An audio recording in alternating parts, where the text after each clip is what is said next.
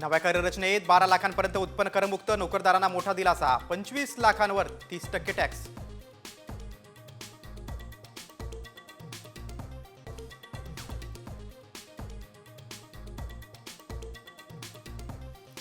छत्तीस जीवनावश्यक औषधांसह टीव्ही, मोबाईल, इलेक्ट्रिक वाहनं स्वस्त होणार. चामड्याच्या वस्तू आणि खेळणींसाठीही कमी पैसे मोजावे लागणार.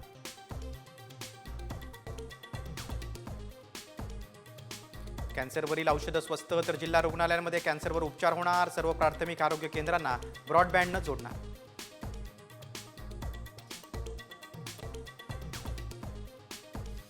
देशातल्या 100 जिल्ह्यांमध्ये कृषी धनधान्य योजना राबवणार. किसान क्रेडिट कार्डची मर्यादा 5 लाखांपर्यंत वाढवणार.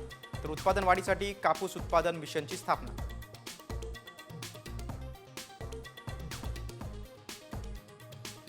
पाच वर्षात मेडिकल कॉलेजमध्ये 75,000 जागा वाढवणार. तर 23 IITमधील जागांमध्ये दुप्पट वाढ. सर्व सरकारी शाळा ब्रॉडबँडनं जोडणार.